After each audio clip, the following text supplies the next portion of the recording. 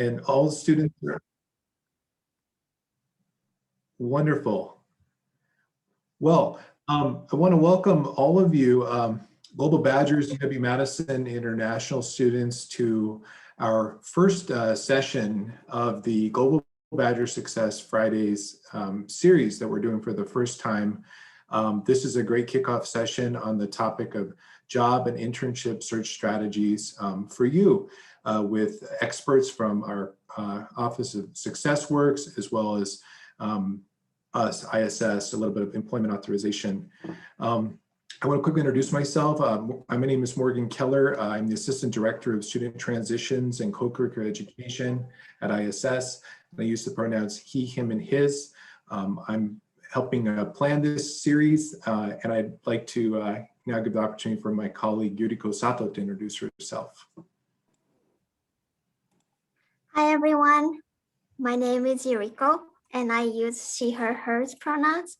I am an office assistant at the International Student Services and also a Global Badger alumna of the Global Higher Education Master's Program here at UW-Madison. I'll be helping plan and promote Global Badger Success Fridays as well. Thank you, Yuriko. We have a lot to cover today, so I just want to quickly let you all know about this series, what it is. The Global Badger Success Fridays series will be every Friday for the next couple of months. It's going to be from 11 a.m. to 12 p.m. And you can find the information about each session as well as the Zoom meeting links on our event calendar on the ISS website.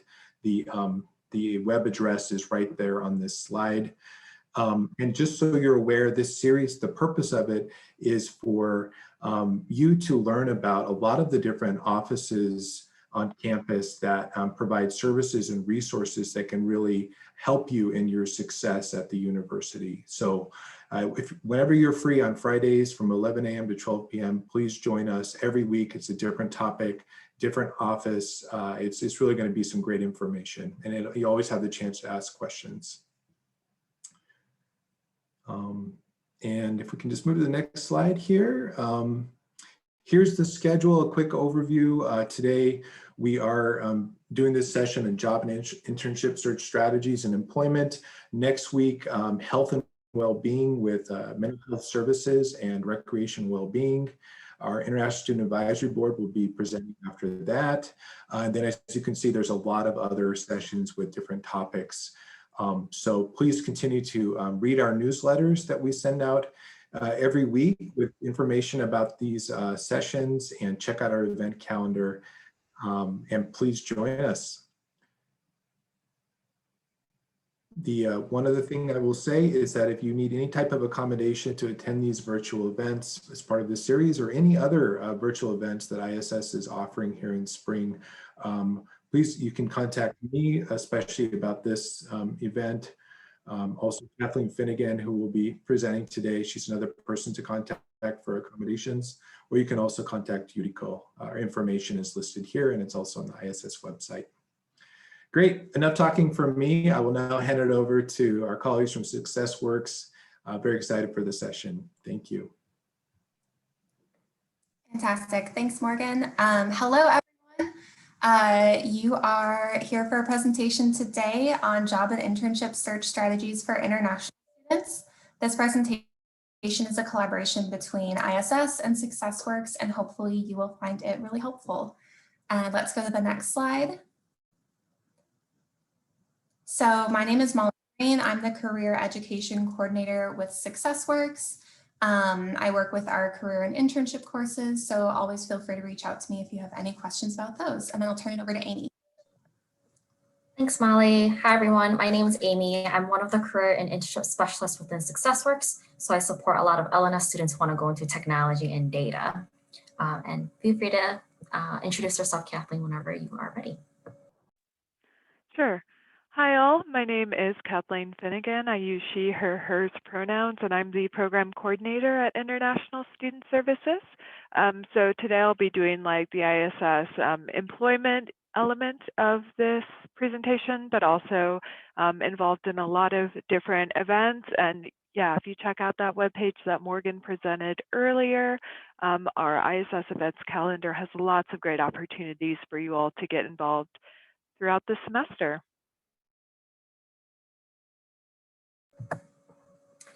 Awesome. So here is the agenda for today's presentation. After introductions here, we're going to talk a little bit just about how you all can interact during this presentation. And then right after that, my colleague and I, Molly, will be going over specific search strategies when it comes to internship and job searching. Towards the second half of this presentation today, we're going to give the mic to Kathleen, and she's going to tell you all a bit more about information she has to share on ISS's end. So great, next slide, please. Awesome, so how to actually interact in this presentation. We are definitely welcoming all questions that you might have throughout this whole presentation. Feel free to type them into the chat, and then we will make sure at the end of each part that we talk. So SuccessWorks is first gonna talk, and then we're gonna leave about 5 minutes during halfway to answer questions that you all might have. And then towards the end, Kathleen will also give, hopefully there will be time and you all can also ask questions as well. For video, we would love to see you, but also totally understand that there might be internet connection issues or you might not want to have your camera on. That's totally okay. And then the last part is a handout. So at the end of our workshop, sometime today, hopefully today, if not, then definitely on Monday, Molly and I will be sending out a handout that has a list of resources consisting of SuccessWorks and also ISS related content within that document. Stay tuned for that email, especially since I know that we're going to cram a lot of information in for today's presentation. So refer back to that document for resources. Okay, so what to do before you start actually searching for an internship or for a job?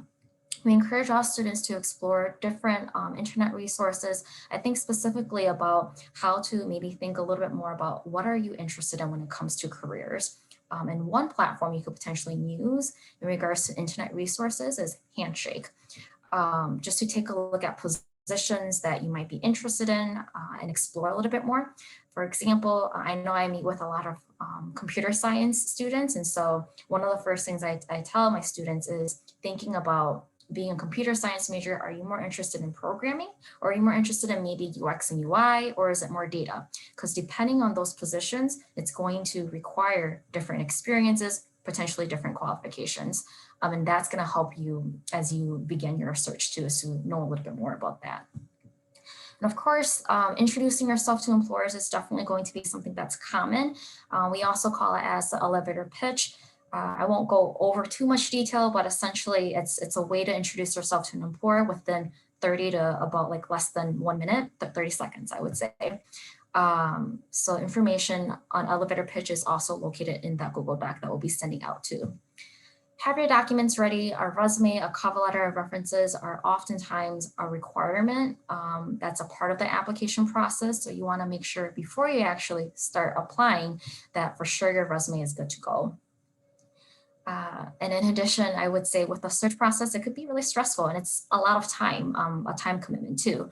So you want to make sure that you incorporate the search time that would be needed for your search process within your schedule. As students, I definitely know that you all probably have assignments, other commitments outside of class being a student, and to think that you all will also have to commit time when thinking about searching for opportunity, that's also could be a lot. So making sure you take that into consideration.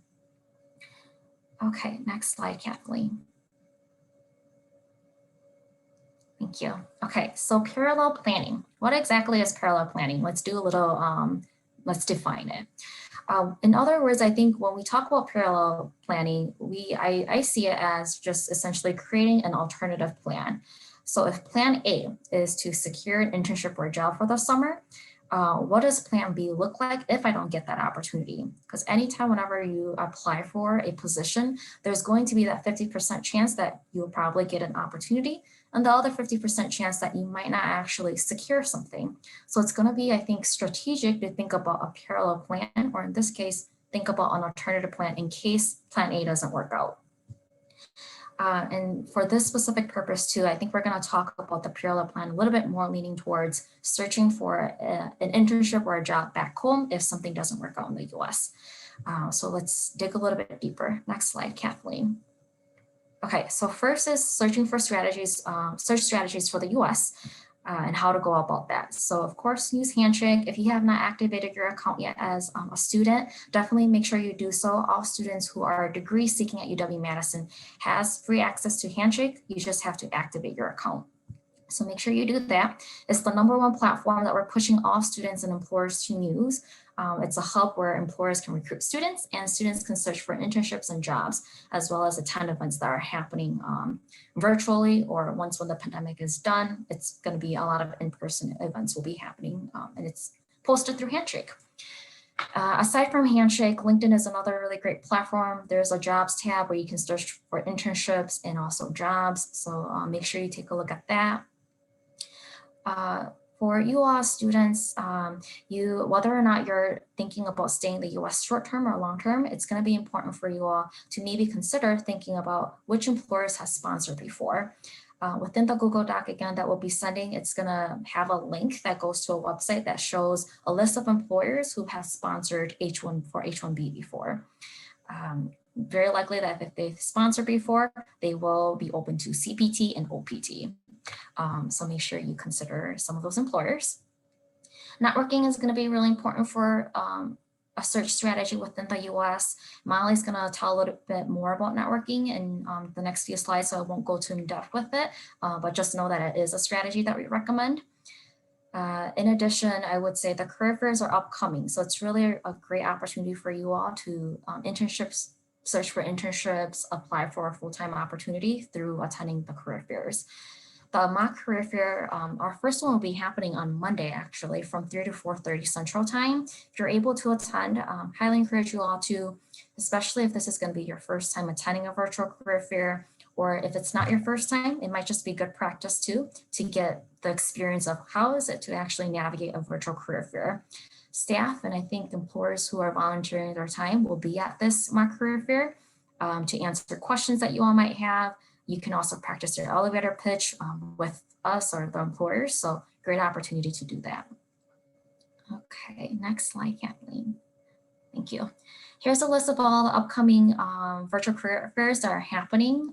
So make sure you take a look at it. All of these events, as you might be aware, is on Handshake. Otherwise, in the Google Doc, we've also linked it within the Google Doc, so you can click on it and it'll take you directly to the Handshake event page. Okay, next slide. Okay, so now switching gears to talk about strategies outside of the US. First and foremost, get familiar with local job boards that's, I think, specific to your home country. So in this case, I know specifically like Malaysia, for example, has a local job board that is jobstreet.com. That platform is specific to Malaysia, Singapore, Philippines, Indonesia, and Vietnam. I'm sure for other countries, they also have specific local job boards too. So make sure you are familiar with some of that if you're thinking about applying back at home. On the other hand, definitely speak with UW-Madison alumni. Molly and I had the opportunity to speak with a few alumni who used to be international students, but of course they graduated and decided to go back to their home country. And one of the main highlights that they mention or tips that they want to give out to you all as students who are still currently at UW-Madison is to definitely connect with alumni, especially if I would say alumni who are maybe decided to go back to their home country. Might be a good way to network, but at the same time, gain valuable insights that they actually have to share because they also went through the job search and internship search process too. Understand country-specific differences. I know for the US, the resume, we do not encourage students to put in photos. That's not something that we recommend. However, other countries, such as I know South Korea, having like a headshot or a photo of yourself is definitely important to have in a resume. So again, understanding country-specific differences will be important as you search for opportunities outside of the US. And lastly, practice professional communication. And what does that exactly mean? And so I like to see it as it's going to be really important to continue to build your communication skills, specifically with like in your native language in your home country. Because some of those employers, depending on the country too and which companies, but some of those employers may expect you to know English somewhat well or pretty well, and at the same time maintain, I think, a good understanding of how to professionally communicate in your own native language. So making sure you practice that as well. And then now I'm going to actually give the mic to my colleague Molly to help you all learn a little bit more about networking, how to go about that. Thank you so much, Amy. So let's dive into networking and we'll talk a bit about informational interviewing. So networking is really a big part of the job and internship process. And it can sound really intimidating, but it's a great opportunity to learn about careers from the source, talk to professionals with jobs or careers that sound interesting to you, ask questions about those careers and get some insight into different companies or industries, and most importantly, make valuable connections. So networking can take quite a few different forms, but my recommendation is to start with informational interviews.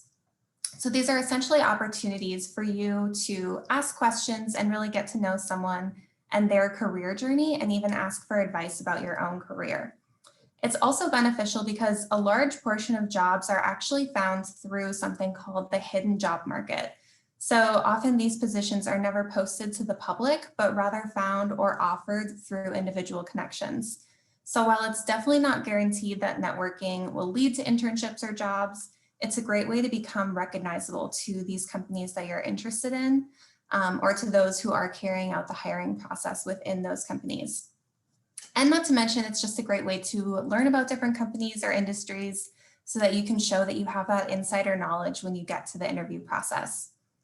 And also, where do you send messages or where do you start networking? LinkedIn is a great place to start. Be sure you have a LinkedIn profile set up if you don't already. You can search here for specific UW alumni, search individuals who work at a particular company.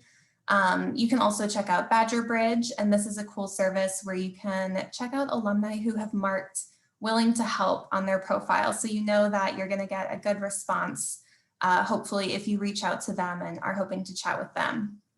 So again, no matter what stage you are in your job or internship process, networking is a great first step.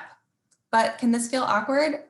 Definitely. It can definitely feel awkward, but practice really makes perfect. So let's go to the next slide. So the biggest hesitation I think students often have with networking is, can I send a message to a total stranger? And I think while this can feel pretty uncomfortable, it's absolutely appropriate and it's a very, very common practice.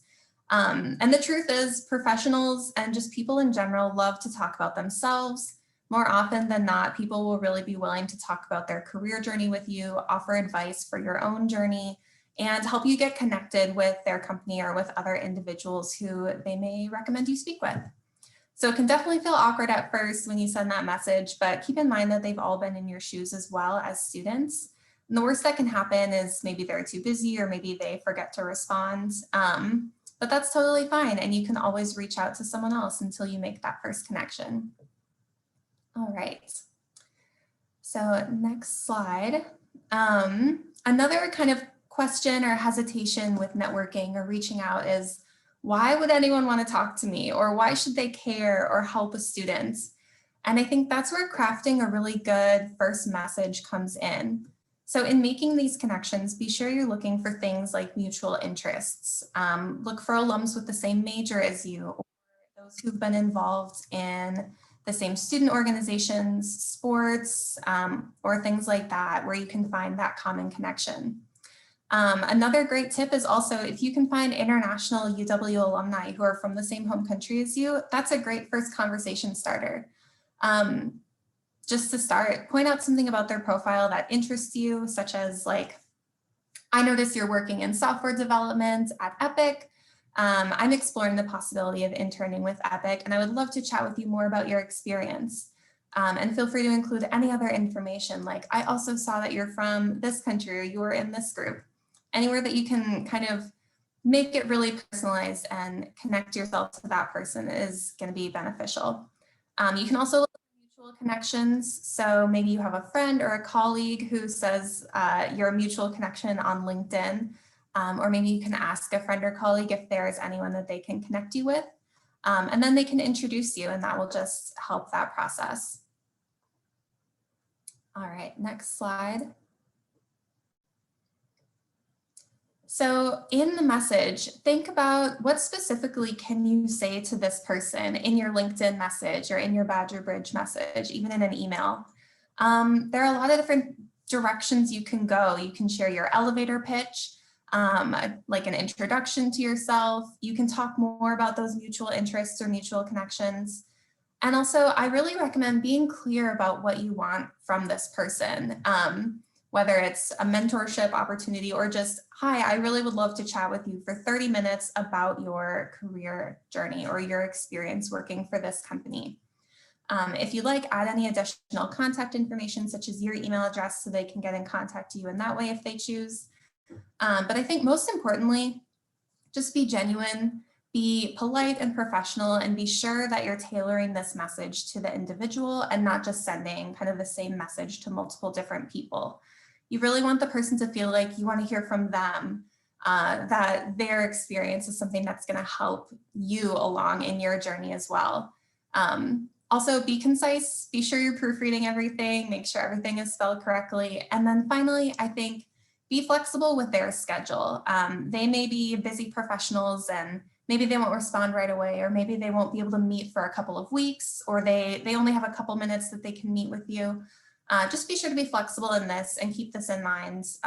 For example, if you're doing an informational interview for an assignment, be sure you give yourself a couple of weeks to find someone and to make sure that you can secure that meeting with plenty of time, taking their schedule into consideration. And then finally, be sure to keep the conversation going. You can definitely ask if there's anyone else that they recommend you connect with, their colleagues maybe at their company or others that they're familiar with. Be sure to thank them for their time. It's always helpful to send a follow-up thank you email, or even you can mail a thank you note. That's always appreciated. And then be sure to check in with them later. So shoot them an email in a couple months and kind of let them know how you've progressed in your career journey. Like, how have things changed? What new experiences have you gained, or what new things have you learned? Let them know if you're kind of starting the job or internship process and see if they have any advice. Just really try, if you feel like this is someone you'd like to stay in touch with, definitely don't be afraid to maintain that connection, because you never know how it could help you down the road. So now I think we're going to pause here and take any questions related to this first part of the presentation. Yeah, let's take some questions. It does not appear that any have come in through the chat that I have seen, but this is a good chance to ask those questions via the chat, right?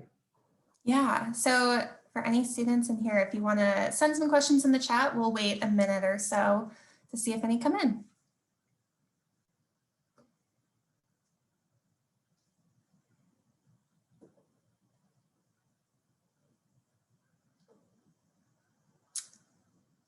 Let's see, someone just sent me a message. Is the content from the session will be uploaded? Yes, this will be, this is being recorded and it will be posted, I believe, to the SuccessWorks YouTube channel. So is connecting just sending messages via LinkedIn? Yeah, so you can connect with people on LinkedIn just clicking the connect button, but you can also send LinkedIn messages specifically to different individuals. You can also send messages to people on Badger Bridge, or if you find their email address, you can send it to them that way. If you want to just connect with someone on LinkedIn, you don't necessarily have to send a message to them, but if you want to start that conversation with them, kind of get some advice or do an informational interview, then I definitely recommend sending that message. What is Badger Bridge? So Badger Bridge is an online database of UW alumni. So I think these profiles are, I think this is set up through the UW Alumni Association. And this is a great place for students to go in and see where different alumni are working. And like I said, you can select, you can search alumni who have selected that they are willing to help. So that means that they're open to students reaching out to them. So that's also a great place to start. And yes, this is called Badger Bridge. Molly, it looks like another question that came in. I received here. What to do when you can't connect with someone when they're not a close enough connection? Kind of understand the question there. Yeah, so I think the question is like, if you don't have a mutual connection with them, or if you're not sure where to start that connection, I think it's perfectly appropriate to reach out to someone, even if you don't like know someone who knows them, or if you've never met them. I mean, do your best to pull out some like mutual connections, like any mutual interests that you may notice. Or just be really specific about why you're interested in talking to that person. If it's their job title or the company they're working for, you can always kind of tailor that, and hopefully they'll respond or they'll be willing to speak with you. I hope that answers the question. Let's see, I have quite a few direct messages. So for everyone else, I'm not sure if you're seeing these same questions. Let's see. Does it matter if we use our WISC emails or personal emails for LinkedIn? I don't think that matters, especially since your LinkedIn profile is something that will carry you through your career, whereas your WISC email, I believe, does not last beyond being a student. Let's see. Do you have any examples for check-in with them later? Like, how should we approach that? Any specific tips? I recommend just shooting them an email if you want to reach out to them again in a couple months, and just let them know where you're at, or if there was, or reach out to them through LinkedIn, wherever you were kind of continuing that conversation, or whatever method you were using to communicate with them. Let's see. How can we learn if they have sponsored H-1B or CPT OPT? Amy, do you want to talk a little bit about that resource? Are you talking, which resource are you referring to, Molly? In the resource doc, wasn't there a list of companies that had sponsored H-1B in the past, or any tips that you have for how to find out if companies have?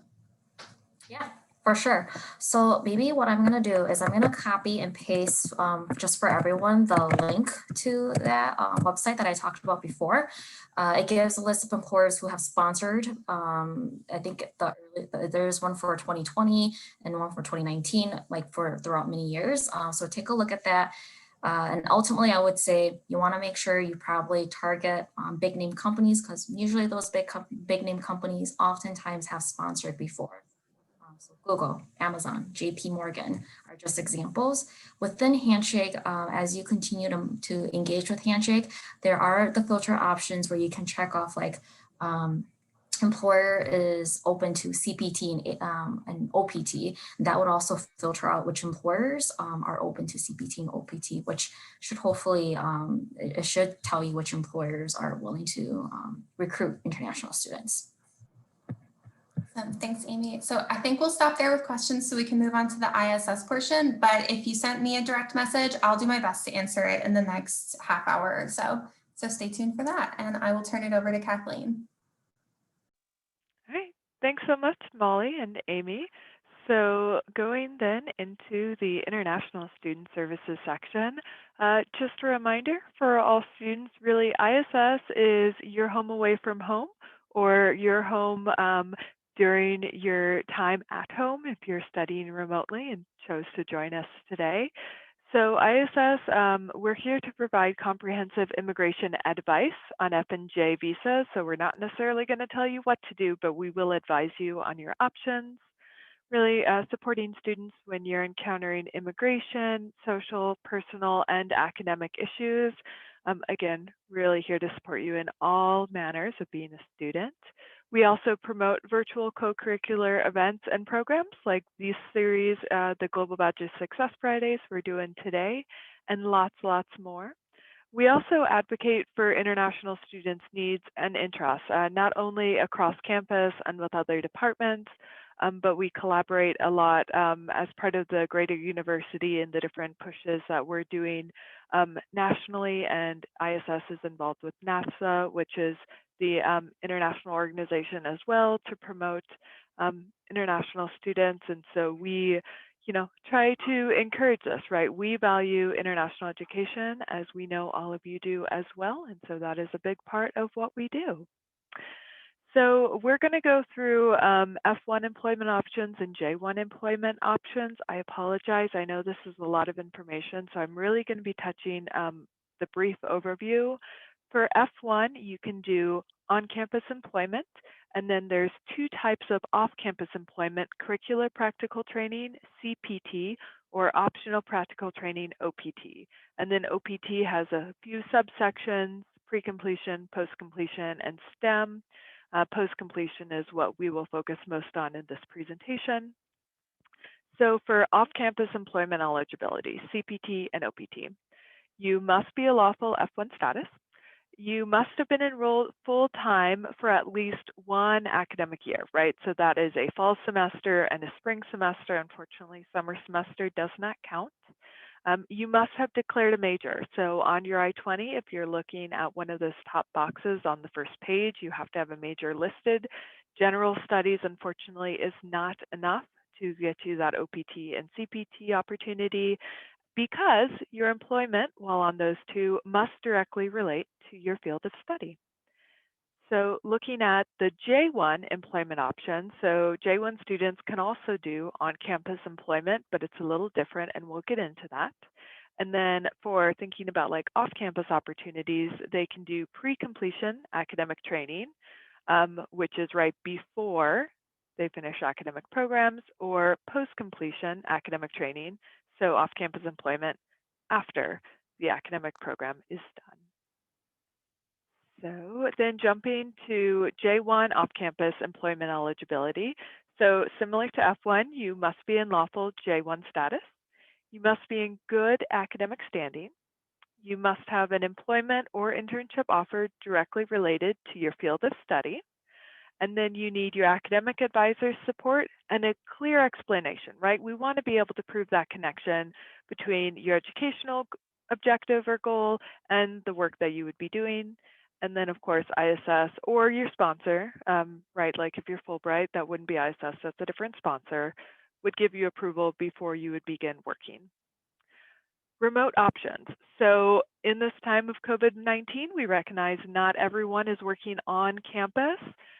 So for people whose job is on campus, but they're not necessarily physically working on UW-Madison's campus, really contact your department's human resources, because there might be some specific about remote work eligibility based on your type of role, right? A teaching assistant might be different than a peer advisor in ISS, right? Different things. So really check in individual basis, and your department's really going to be able to help you with that. For F1 students on CPT, right, curricular practical training, remote work is allowed, but students need to let ISS know, right? If you're working remotely on CPT, please let us know. For OPT, optional practical training, remote work is also allowed, and students do not need to inform ISS. If you were working in an office and then suddenly, whoop, it's remote, that's okay. Academic training, right, that off-campus opportunity for J1 students, remote work is also allowed, but students need to let ISS know. So if you're doing academic training, let us know if you are working remotely. So on-campus employment for everyone, right? 20 hours per week, all positions combined. So if you're working in a couple different departments, you cannot be over 20 hours per week during those. Now, there are authorized vacation periods. Think summer, right, when that is done. Unfortunately, we don't have a spring break this semester, but in normal times, that week during spring break when classes aren't in session, over 20 hours a week is possible, and there's no cap imposed by regulation, right? There's not a limit of, oh, you can go up to this many hours. However, UW-Madison may say no more than 29 hours per week, during vacation periods. So really that's, again, talk to payroll specialists, human resources. They're going to be able to tell you this. And then for on-campus work, you must have been enrolled full-time before the vacation period, and you must intend to enroll full-time after the vacation period. So if we're thinking summer 2021, you should be enrolled full-time spring 21 to work for summer, and you must intend to enroll when you return, right? So you have to be planning on enrolling full-time fall 2021. So again, look at Handshake, Student Job Center, lots of opportunities for on-campus employment there. And a couple of specifics about F1 on-campus employment. So you know it is for students who are maintaining their F1 visa status. We have a whole list of locations that count as on-campus employment, but for example, this could be the unions, libraries, recreation centers, academic and administrative departments, and there's a few special ones as well. So look on our website. As a full-time student, as a full F1 student, full-time, you do not need permission from ISS to work on campus up to 20 hours per week. However, if you do not have a Social Security number yet, you do need to reach out to ISS through Teradata and request for a Social Security letter that ISS will provide you, which you will then take to apply at the Social Security Administration building. You do not need a Social Security number to start working, but you will be required to do it to show your employer those documents so that they can finish up the hiring paperwork, kind of like the I-9 form is one that you would, as a new employee, have to complete, but that won't prevent you from at least starting work. For J1 on-campus employment, because you have a sponsor, you do need to check your DS 2019, your document, to figure out who your sponsor is. And then if it's a UW-Madison sponsor, they would complete, you would complete the J1 on-campus employment application as a student. If you are a non-UW sponsored student, contact your program sponsor to see what they're going to allow you for your on-campus employment, and they might have some specific work requirements of their own. Duration, so right when you do that application on Teradata, for example, that is granted for 12 months at a time. So if you are going to be here for multiple years and want to work on campus for multiple years, do make sure that you are doing that request multiple times. If your program is shorter than 12 months, great. You only need to do it once and you're good. And then you will show your employment authorization letter, which is what you receive afterwards, and you would show that to your on-campus employer, and you would bring it when you apply for a Social Security number. So moving into off-campus employment opportunities for F1 students. So basic overview for those of you who may not be aware, curricular practical training is temporary employment authorization that gives students who are taking classes an opportunity to gain practical work, right? So you would be taking a class typically and getting that work experience at the same time to really build up that connection. It does have to be related to your field of study. That's why it's so important to have a major declared. CPT can be paid or unpaid, really depends.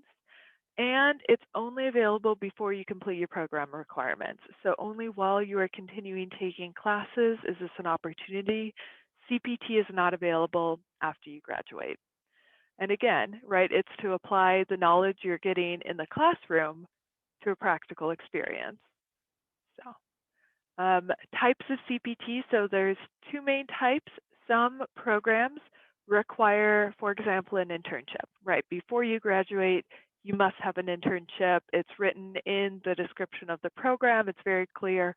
Every student, not just, international students, all students who graduate from this program have to have this. Not all programs require an internship for graduation, and so the second option is optional, or an elective of your program. We find at ISS this is the most common type that students are using when they're requesting CPT. So, and course enrollment is required, right, because it's an elective, so you do connect it to a course. Usually that class is 1 to 3 credits, but it really depends. So this is when it's great to connect with your academic advisor to figure out what course they would recommend to use during the same time you're doing CPT. So for the CPT requirements specifically, you do have to have that employment internship offer. You do have to report that employment location, right? When we were talking about remote work a few slides ago, we said CPT is one that if you're working remotely, you have to let ISS know. And a change in employment address would require a new CPT. So if something changes while on CPT, let ISS know quickly so we can help guide you through that. CPT, you get 2 options. So you can do part-time CPT, which is 20 hours or less, and then full-time 21 hours or more. And then CPT, because you have that employment offer, it really has to have specific start and end dates. ISS grants it on academic semester basis, and so sometimes if your CPT maybe runs into June, that is one where we're gonna kind of usually approve it through like before summer classes would start, which is sometime in June. But if you're like, oh, I also want to do the CPT through August 31st and I want to start it January 1st, well, then we would have to approve you a couple times. So you might need to apply and think about which classes you're taking each semester. And again, has to be directly related to your major because it's all about that classroom and real work experience collaboration. So the application process, pretty easy. It's all through Teradata. Get approval from your academic, faculty, or maybe your career advisor, whoever is the best person in your department who's walking you through this. Enroll in the appropriate course. ISS does have to verify your enrollment in the course to confirm your CPT. You then submit that completed CPT application. In Teradata, you're going to be able to send the verification to your academic, faculty, or career advisor. And the whole list and all of this information is on our website. So check out that employment tab at the top of our heading. It has all of the details for CPT that you're going to need. Jumping into the approval. So remember, ISS takes up to 15 business days to approve, and you have to be approved for CPT before you can begin work. So once you get approval, you'll see on page 2 under employment authorization that start and end dates, and it lists the company as well. So lots of great details. So like I said, part-time CPT, that 20 hours or less, no impact on optional practical training. Full-time CPT, 21 hours or more, does affect OPT eligibility if you have 365 days or more of full-time CPT at the 1 degree level. So do kind of keep track if you're doing full-time CPT, how many days you're doing. If you go over that 365 days, you're not going to qualify for OPT. But we can do CPT for multiple semesters, right? And so that is an opportunity that you have.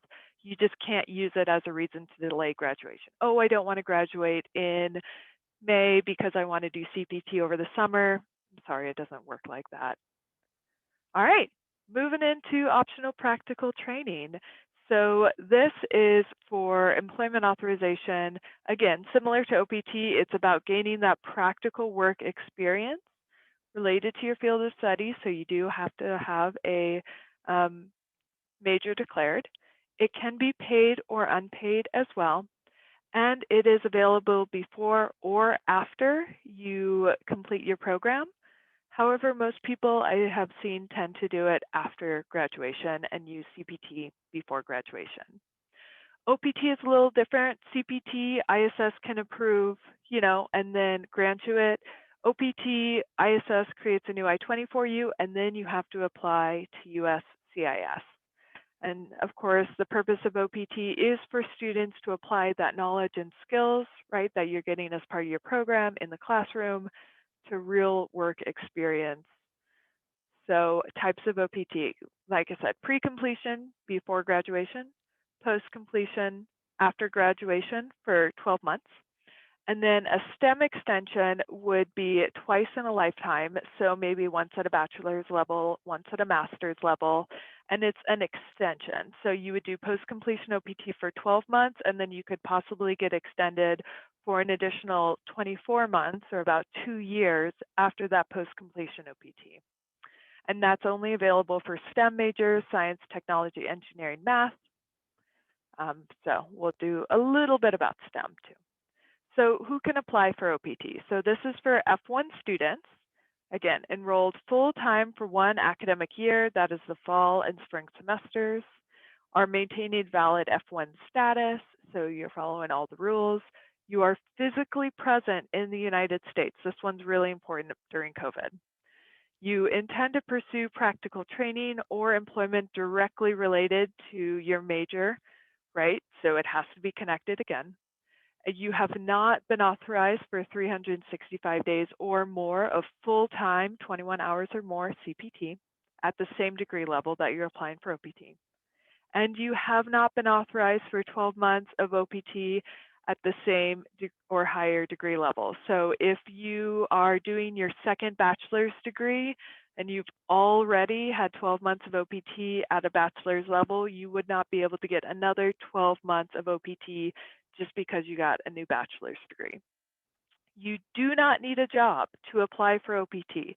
That is the difference between OPT and CPT. So things to keep in mind. Maybe you are in the last semester of your degree program and you're kind of thinking about OPT for after graduation. So first step is to complete that optional practical training request in Teradata. There's a workshop as part of that, a number of videos which are really important, lots of information for you to review. And then you submit that application form. So you've listened to all the videos, you've gotten all the information, you've completed the request, and you submit it. And then we are in that first yellow circle that you see on the screen. Then it takes about 2 weeks for ISS to review and get you that new I-20. And then you are going to be in the second yellow circle. And so then you would complete the USCIS application. So all of the steps are in Teradata OPT. It'll walk you through what documents you need to get ready for your application, including the I-765. You can always review your completed application with an ISS advisor, either during virtual drop-ins or by scheduling an appointment. And then step 4 is to mail that whole packet of information off to USCIS. And then we are in the 3 or 4 months waiting period, right? While USCIS receives your application and they process it. During this time, you cannot work, you are not approved to work, but you do not have to depart the United States because we're waiting on the request. And then, USCIS approves you, you get an approval notice, which looks like a certificate, you get an employment authorization card, and you're good to work on OPT. So, reporting requirements. While you're on optional practical training, you have to report the following changes to ISS. We have a reporting form in Teradata as well as a Qualtrics form that is linked to our website. We are currently accepting reporting through either option, but it is important to do this within 10 days of any changes because we need to make sure your record is up to date. So if you change residential addresses, right? Maybe you moved to Seattle for a job, let us know. If your permanent foreign address changes, let us know. If you get a job for the first time, or maybe you get promoted to a new position, let us know. Also a change of legal name in your passport. Maybe you get married and so your legal name changes. Again, let us know. You should always keep proof of employment for your records, very similar just to being an international student. Always keep copies of documents. You want to make sure you can go back and reference it, even if it's, wait, what day did I start? And this is just useful information for all employment because it's going to help you when you're updating your resume, if you can go back and check that.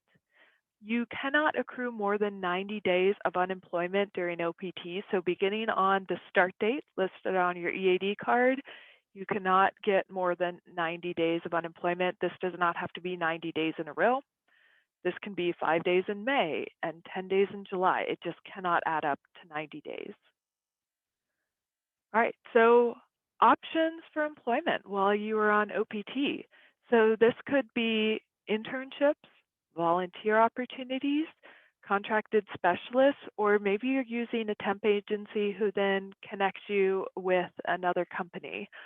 All of these are allowed. It's really important just to make sure that you are reporting to ISS, even if you have multiple jobs at the same time. Maybe you're working with one company for 10 hours and another company for 11 hours, let us know. And all of your positions while on OPT must relate directly to that major, right? Not a minor, it's the major, whatever is listed on your I-20. In normal times, you are expected to work over 20 hours per week while on OPT. This has changed with COVID, and there's always updates being made. We haven't gotten updated federal regulations for a while, so if you are looking at graduating in May, check back with us, check the ISS website. If changes happen, we will let you know. All right, so traveling, right? A lot of people, especially students who are looking at graduating, are trying to figure out plans for the summer, right? Can I apply for OPT when I'm in the United States, and then can I travel home, right? Maybe you haven't seen your family for a year or more. So you got to be careful and really plan ahead. So if you are on OPT, you've got approval to be on OPT, you do need to bring all of these documents because you'll need them when you return. So your passport valid for at least 6 months into the future, always a recommendation by ISS. Valid F1 visa, so your visa, can't be expired for you to return to the US, it has to be valid. You do need that EAD card, so a valid EAD card with the dates that show that you are currently in your period of OPT. And then the I-20 with OPT, on page 2, that would say OPT approved, and at the bottom, that travel signature by an ISS advisor, less than 6 months. For students who are still working on your degree, your travel signature is good for 12 months. When you are on OPT or STEM OPT extension, travel signature is only good for 6 months. And we always recommend students provide an employment or an employment offer while they're traveling to also confirm not only am I on OPT, but I also have employment. Again, you have to be physically present in the US to submit your application to USCIS, and travel while OPT is pending is not recommended because you wouldn't have that valid EAD card, so you wouldn't have all of the documents we recommend you travel with when you're trying to return to the US. All right, so very quickly over STEM OPT extension, you do have to have a eligible STEM major, so check out the studyinthestates.dhs.gov webpage. It's what we call a CIP code, is those digits that are circled in red on the screen. You have to have that. You also have to already be approved for post-completion OPT and be in that period of post-completion OPT to apply for the extension. For STEM, you already have to have secured employment that is directly related to your major, and ISS and USS application processes, we're going to require additional information, right? There's a couple other forms. So really go back to that employment website for ISS. There's a whole section on STEM if that's something you're thinking about for the future. All right, so J1s, academic training, like I said, the off-campus opportunity that they have, it is related to their field of study. It does have to be granted by your sponsor on your DS 2019, which could be UW-Madison, but it's not necessarily UW-Madison, so do check. Some sponsors do not allow academic training authorization, so that's why it's important to talk to them first. And time limits are inclusive of any prior academic training you may have already done as a J1 visa holder. So, more questions about academic training, go to our employment website. You're going to see a whole section for J1 employment, which will have a section for academic training. You can also make an appointment to speak with an ISS advisor or join us for virtual drop-in advising. Absolutely, we can go over more details case-by-case basis. So, Last slide. Answering employment questions about sponsorship. Get a lot of questions about this, right? You could see maybe a question on an online form. Do you need sponsorship or would you need work authorization? An opportunity, if you get asked in person, is your educational visa covers me for internships. I don't need any authorization or sponsorship from an employer because you're getting it from UW-Madison.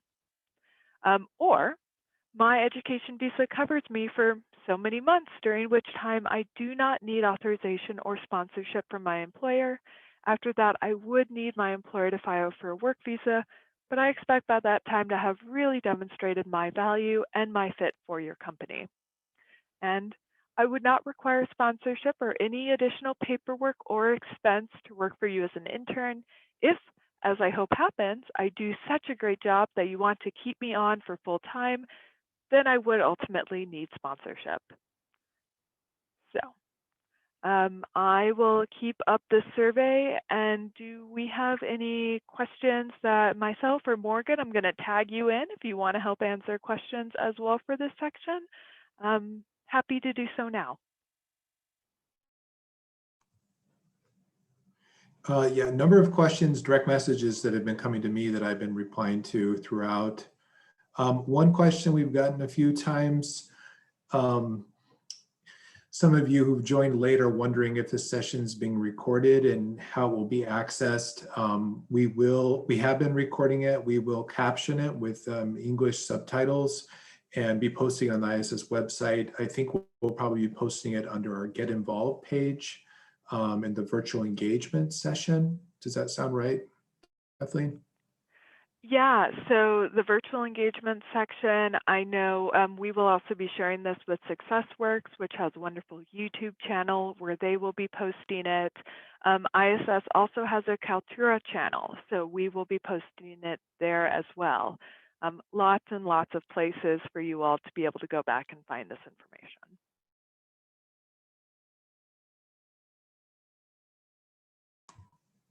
I think a couple other questions that came in, I think you addressed during your presentation, Kathleen. One about if you need to have a job before applying for OPT, which I think you explained that you do not need to have an employment offer to be able to, you're eligible to apply even if you do not yet have an employment offer. And then there is also a question about, where can you find out more information about CPT and OPT and academic training and on-campus employment and all the employment questions. Really, we encourage you to start on our website. If you go to iss.wis.edu, one of the tabs right at the top is employment. And if you start there, there's a lot of information. If you're not finding the answers that you need, or you have very specific questions about your specific situation, we encourage you to come to virtual drop-in advising, which we offer on Tuesday mornings and Wednesday afternoons via Zoom. You can find that the meeting links for that under our services section on our website. And you can also, of course, look up your assigned ISS advisor in Teradata or on our website and send an information request or schedule an appointment in Teradata. We're also right about at time, and I know there are more questions coming in. I don't know if we're going to be able to answer all of these kind of specific questions. This may be, unfortunately, like I just shared, you may need to actually come to virtual drop-in advising or set up the appointment or send an information request to your assigned ISS advisor if by starting on our website you can't find the information you need.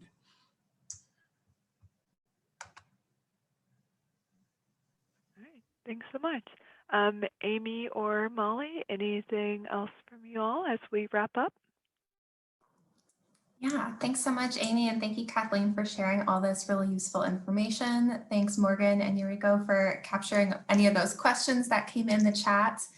Kathleen, do you want to go to the next slide? There's just a little bit more information about how to get in contact with SuccessWorks, how to get in contact with ISS. Feel free to reach out to any of us via email as well with more questions. If you are an LNS student, definitely take advantage of making an appointment with your career advisor. There are also a lot of great events going on in SuccessWorks in the next couple of weeks. Lots of career fairs, info sessions, and group advising that will all be helpful for you in your job or internship search. So definitely check those out. Other than that, I hope this was helpful for everyone. And again, this presentation will be shared widely with both ISS and SuccessWorks. So I think we can go ahead and wrap up unless anyone else wants to say anything. No, Yeah, just perfect. finally, very finally, a big thank you to Molly and Amy of SuccessWorks and Kathleen from ISS for this wonderful session kicking off our series. For all of you that joined today, please come back to other Global Badger Success Fridays sessions.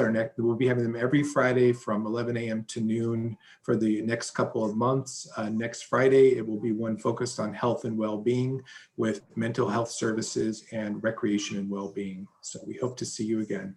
Thank you so much. Perfect. And please all, if you haven't already, do submit that evaluation that we had posted previously. And with that, I will end our meeting.